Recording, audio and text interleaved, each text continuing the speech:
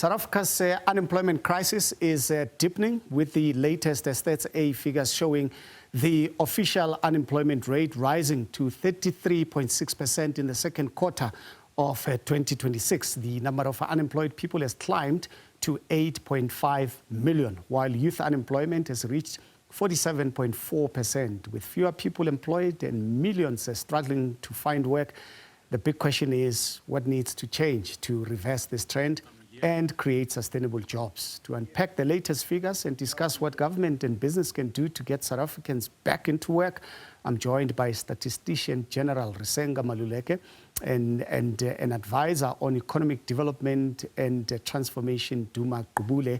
Gentlemen, good afternoon to you and thank you so much for joining us. Let me start with Stats SA.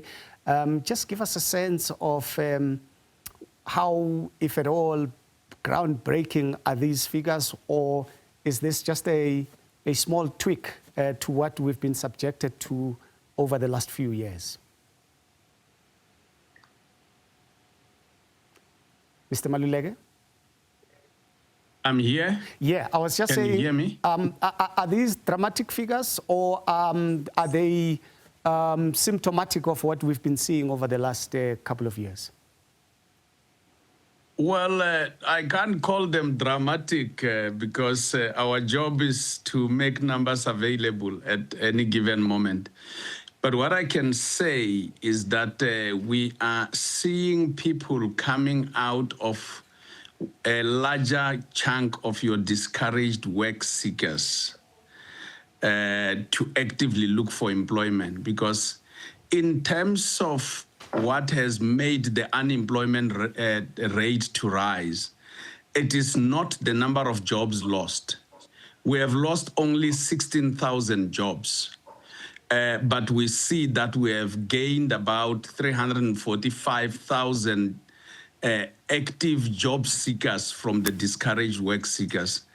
And while they come from other categories of your not in the labor force, those that were your discouraged work seekers exactly were about 298,000. So it's a movement from people who were seated, not looking for work, coming out to look for work. We have seen this phenomenon in 2009. We have seen it again in 2016. 2009, if you remember, we're coming from a global economic meltdown. We have seen it again in 2016, in 2020, when it happened, we were coming from highest levels of lockdown. I'm talking about the second quarter, and we are seeing it again. So, and as we came out of COVID as well, we saw that. So the point is, it's people who are coming out of outside the labor force to go and actively look for employment. And of course, they are not employed. Just before I go to Duma, I mean, to what extent, Mr. Maluleke, does these statistics factor in the informal sector?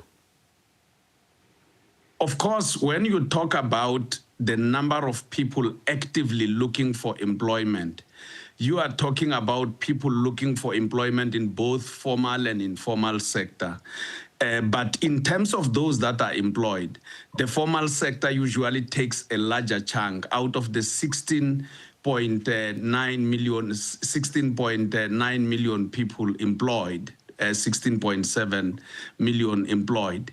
You usually have about 79% who are in the formal sector and the rest are in the informal sector. So definitely, when you talk about people employed as well as the people that are actively looking for employment, they include both the formal and the informal sector. Let me go to Duma Gqubule. Earlier on, I used the word dramatic. Perhaps your choice of word would be shocking because 47% of youth unemployment, 5 million unemployed young people between the ages of 15 to 34, which represents 1.5% upward trend.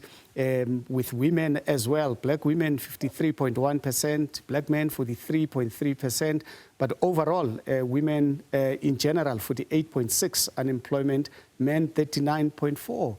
Where are we going? We talk about this year in, year out. Thank you, Tabi. So nice to see you on television for the first time. And I have to start by giving a shout out to Mr. Maluleke.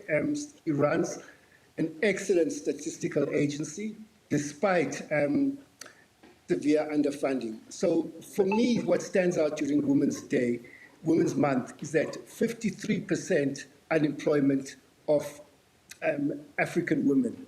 The other things that stood out for me was that 48% unemployment for African people, 56% in the Northwest, and also 54% in the Eastern Cape, where half my family lives. So the government has been saying that the economy is turning the corner, but during the first 6 months of the year, 360,000 jobs vanished. And I just did some analysis of the jobs that vanished over the first 6 months of the year.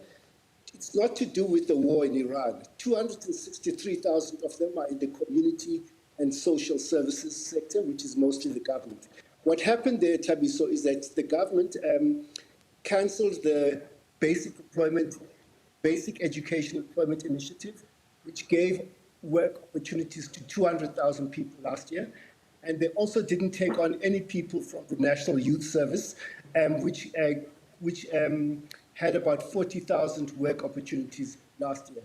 So most of the job losses that we've seen this year are from the austerity policies of the government, which is cutting spending to produce this primary budget surplus. I have to ask, what logic is there in dashing the hopes of 240,000 young people, most of them women, to pursue this primary budget surplus target? And I think, finally, I just want to say that if you look at the ILO statistics, there are about 88 countries that I looked, which had a full employment, which I defined as 5% unemployment and less. There were 37 countries which had 3% or less unemployment. We are the second highest unemployment rate in the world after Swaziland. I think we must never normalize this jobs crisis. What do we do then, Duma? Because it looks like we need to come up with ideas that we've never traversed before.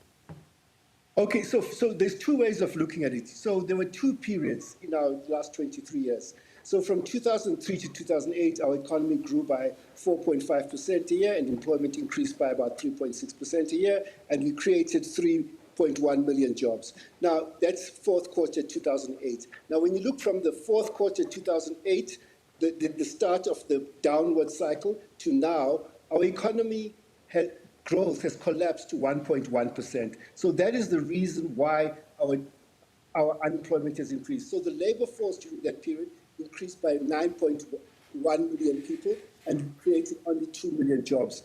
But preparing for the show, the most depressing thing that I also saw is that during the first period when we were growing fast, half of the jobs were created for old people and half of the jobs for younger people. But during this period, we created 3 million jobs for older people, 35 to 64, and we shed 1 million jobs for younger people, youth. So we had jobless growth for young people.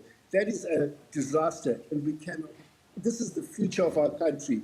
And 1 million people lost their jobs, young people, from 6.5 million, fourth quarter 2008, to 5.5 million, second quarter 2026. So what we need to do, can we please focus on lifting this GDP growth?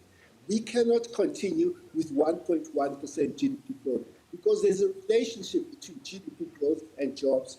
During the first period, it was about 0.9, 1% GDP growth, 0.9. During this period, it's about 1% to 0.8 in terms of job growth. So what I'm saying is that, can we please focus, South Africans, what can we do to increase this GDP growth rate? We need to consider new macroeconomic policies, the Treasury. The problem is that nobody is responsible for creating jobs. National Treasury wants a prime budget surplus target. The central bank wants a 3% inflation target. These are the two most important institutions in our economy. And if the two most important institutions in our economy don't care about jobs, we shouldn't be surprised when we see this shocking performance in terms of jobs. So we're dashing the hopes of millions of South Africans, 13.1 million people who do not work. Yeah, I mean, with the limited time that we've got left, Mr. Maluleke, some people are actually questioning why you would categorize 15-year-olds, 15 to 34 categories. Some people say 15, 16, 17, 18, 19 year-old young people in the main, as they wouldn't necessarily be people that are looking for jobs. I mean, let's focus primarily on the 15, 16, 17. Why do you include them in your statistics quickly? They're not included. We do include them, Tabiso. And the fact is, when we go and interview them and they are at school, we don't include them in the labor force. We have that in the report indicating they are students. However, why do we include them? It is because of the laws of our country. The Basic Conditions of Employment Act, Section 43(1)A, says it is illegal to hire a child under the age of 15. And then the Schools Act of South Africa, Section 3(1) says that the school leaving age is 15 years. So Statistical doesn't make the laws. Our job is to measure. The Parliament makes the laws, and the laws of our country allow anyone from 15 years upwards to work, 15 to 64, to work if they are not at school. So, all right. Yeah. No, thank you so much, gentlemen. Unfortunately, we've run out of time, but thank you so much for your participation. Statistician-General Risenga Maluleke, and advisor on economic development and transformation, Duma Gqubule.